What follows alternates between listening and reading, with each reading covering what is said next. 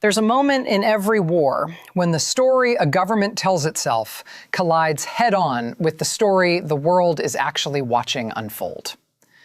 That moment for the Trump administration's campaign against Iran may have arrived on the afternoon of March 12, 2026, when a United States Air Force KC-135 Stratotanker went down in western Iraq, and the carefully constructed narrative of swift, total American victory began to crack at the seams. Now, before we go any further, here's what the U.S. military officially said. The crash was not caused by enemy fire. It was not caused by friendly fire.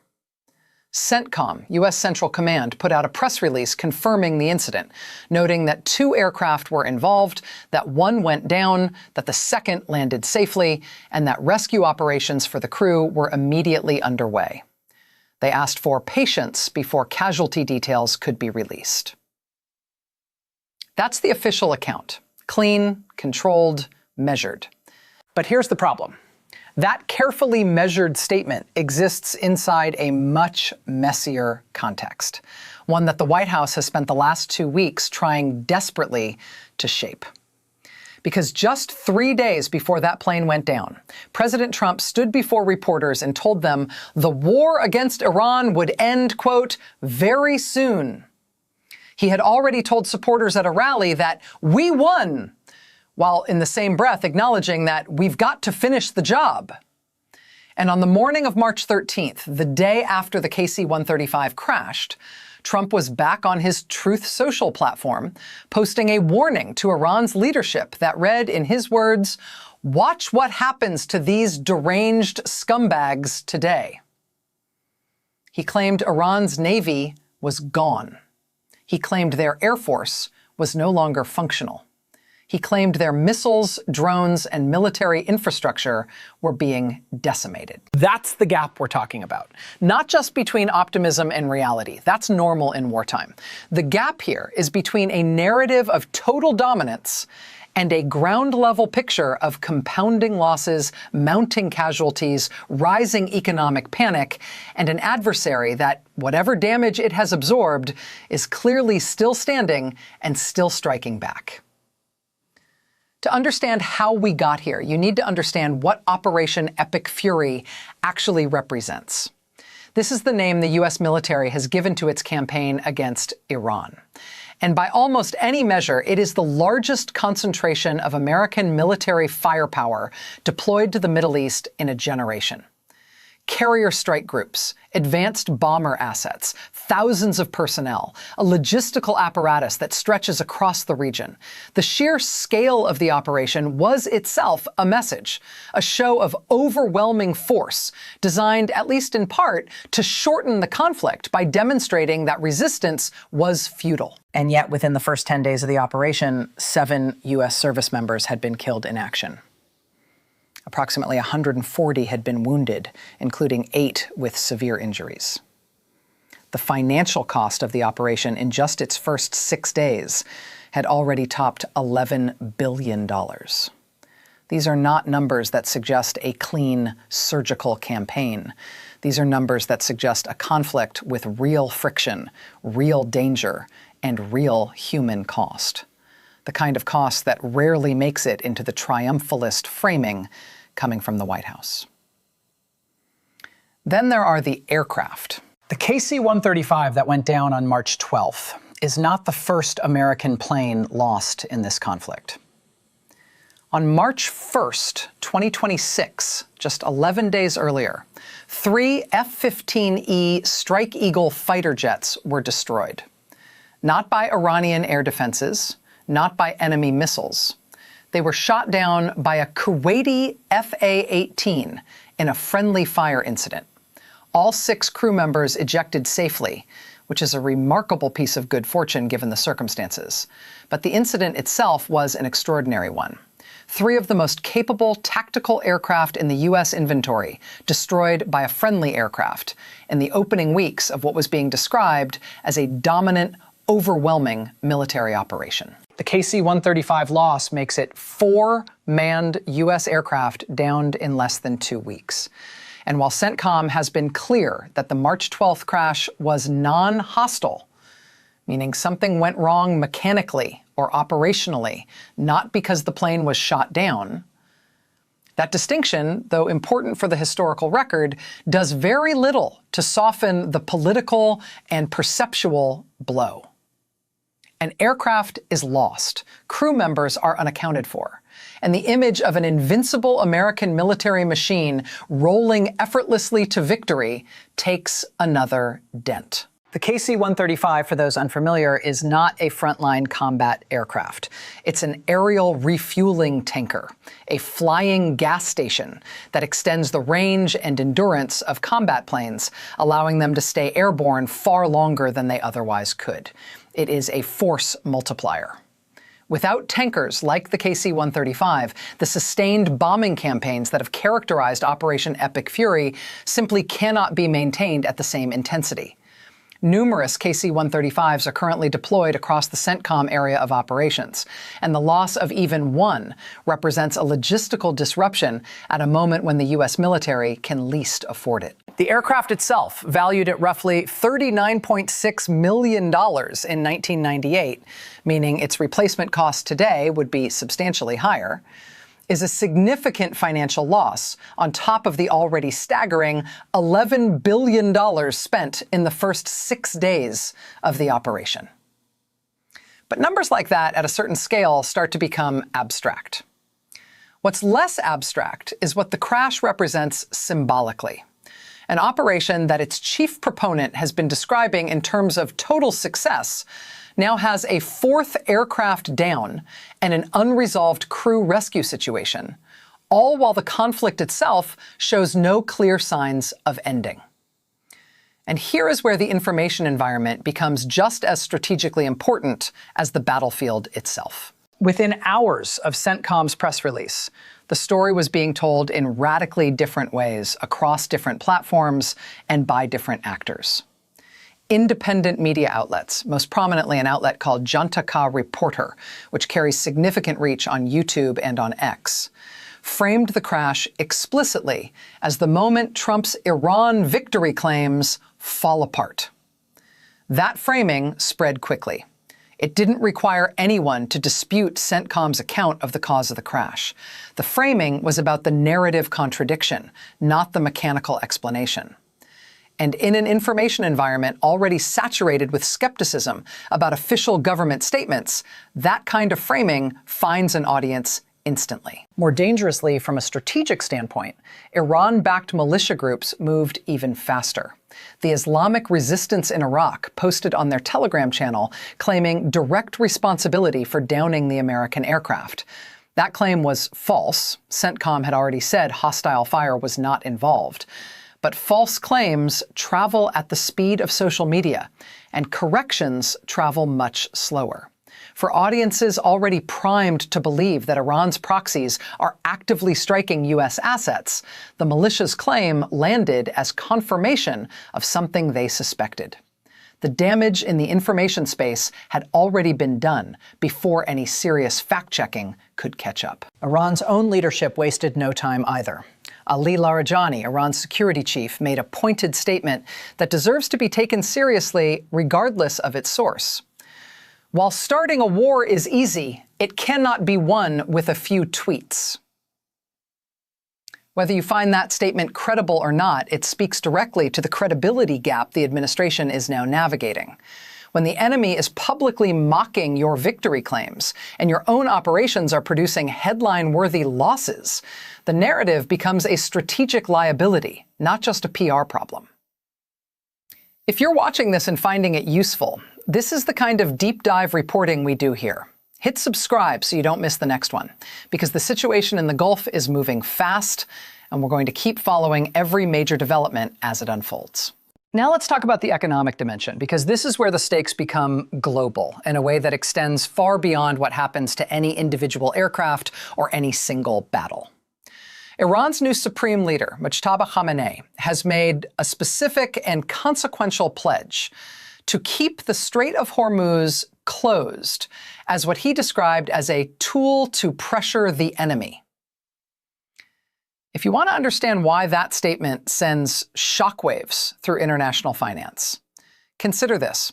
Approximately 20% of the world's oil supply passes through that narrow waterway. Everything from Middle Eastern crude destined for Asian markets, to liquefied natural gas, to petrochemicals. A substantial portion of global energy trade flows through the Strait of Hormuz. Closing it, or even credibly threatening to keep it closed, is one of the most powerful economic weapons available to Iran, and they appear to be using it with deliberate intent. The effects on oil markets have been immediate and severe. 3 tankers operating in the Gulf were struck by Iranian drone ships in the days surrounding the KC-135 incident, and prices climbed sharply in response. Iranian military spokespersons went further, warning publicly that oil prices could surge to $200 a barrel, a figure that, if it materialized, would represent one of the most destabilizing energy price shocks in modern economic history. For context, the highest oil prices ever reached during the 2008 peak and in the aftermath of the 2022 energy crisis were already considered economically traumatic. $200 a barrel would be in a category of its own. The downstream effects of an oil shock at that magnitude are not abstract. Energy prices feed into food prices, transportation costs, manufacturing inputs, heating costs, essentially everything in a modern economy. Countries that are net oil importers, which includes most of Europe, most of Asia, and large parts of the developing world, would face severe inflationary pressure. And the United States itself, despite being the world's largest oil producer, is deeply integrated into global energy markets in ways that insulate it less than many people assume. The economic ripple effects of a prolonged Hormuz closure would be felt on American gas prices, in American supply chains, and in American financial markets long before any diplomatic solution could be reached. This is not a side story to the military conflict. It is arguably the central strategic leverage point of the entire confrontation. Iran has absorbed American military strikes before. What it has not historically been able to do is turn those strikes into a sustained economic crisis for the United States and its allies. The Strait of Hormuz closure, if it holds, changes that calculus. It gives Iran a form of escalatory leverage that air power alone cannot easily neutralize. Which brings us back to the credibility problem. President Trump's statements about the war, "We won, it'll end very soon," claims that Iran's navy is gone and its air force is no longer functional, are not just matters of communication strategy. They are commitments that create expectations. And when those expectations collide with a reality that includes 4 downed aircraft, 7 dead service members, $11 billion spent in less than a week, a closed Strait of Hormuz, and oil prices spiraling upward, the gap between what was promised and what is being delivered becomes a political and strategic vulnerability that adversaries can exploit and domestic critics can amplify. The administration is not, to be clear, in an indefensible position militarily. If CENTCOM's broader claims about damage to Iranian military infrastructure are accurate, and there is good reason to believe that significant damage has been done, then the U.S. military campaign has achieved real objectives. The question is whether those objectives are sufficient to justify the claims of victory, and whether the pace of progress matches the certainty with which that victory has been proclaimed. History offers some uncomfortable parallels here. The phrase "mission accomplished," displayed on the USS Abraham Lincoln in May 2003, was not technically a lie. Major combat operations in Iraq had indeed ended. But the declaration came to define the credibility disaster that followed, as a low-grade insurgency turned into a years-long catastrophe that cost thousands of American lives and trillions of dollars. The lesson drawn from that episode, supposedly, was that premature declarations of victory in complex regional conflicts carry enormous long-term political costs. The The current administration appears to have absorbed a different lesson, or perhaps none at all. What makes the current situation more dangerous in some respects is the compressed timeline of information warfare. In 2003, it took months for the gap between the mission accomplished narrative and the on-the-ground reality to become undeniable. Today, that gap becomes visible in hours. The KC-135 crashes on March 12th. CENTCOM issues a press release. Militia groups post false claims on Telegram. Independent media frames the story as a narrative collapse. Iranian officials hold press conferences mocking American victory claims. And by the time the president posts on Truth Social the following morning, warning of new strikes and describing Iranian military assets as already destroyed, the information environment is already so saturated with contradictory accounts that the official U.S. narrative has to fight for space it once owned unchallenged. There are several things that would need to happen urgently to stabilize both the strategic situation and the public perception of it. The most immediate is transparency about the KC-135 crew. Families deserve information. The public deserves clarity. And every hour that passes without a clear, verified update is an hour that Iran-backed propagandists can fill with their own version of events. CENTCOM's request for patience is understandable from an operational standpoint, but in the current information environment, patience is a luxury that erodes quickly. Beyond that, the aviation safety picture demands serious attention. 4 aircraft lost in less than 2 weeks across 2 completely different types of incidents. One friendly fire, one non-hostile crash, suggests that the pace and intensity of operations may be creating conditions in which errors, whether mechanical or human, are more likely to occur.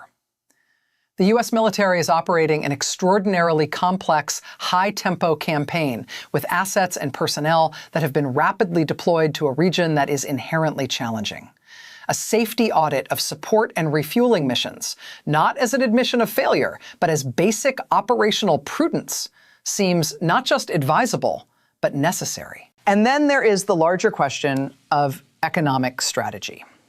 The Strait of Hormuz closure is not a problem that military force can resolve quickly or cleanly. Even a successful military campaign against Iran's ability to interdict the waterway would take time. Time during which global energy markets would be experiencing the kind of volatility that destabilizes economies, erodes consumer confidence, and creates political pressure that can force governments to make decisions they would not otherwise make. Coordinating with international partners, preparing liquidity and supply chain contingencies, and having a credible plan for economic stabilization are not optional extras at this point. They are core requirements of managing a conflict that has already escaped the purely military domain. At the heart of all of this is a question that conflicts like this always eventually force to the surface. What does winning actually look like? And how will we know when we're there? The Trump administration has offered a version of winning that sounds like total Iranian military collapse. No Navy, no Air Force, no missiles, no drones. But the reality emerging from the Gulf suggests something far messier. A damaged but not destroyed adversary. A closed maritime choke point. A global oil market in turmoil.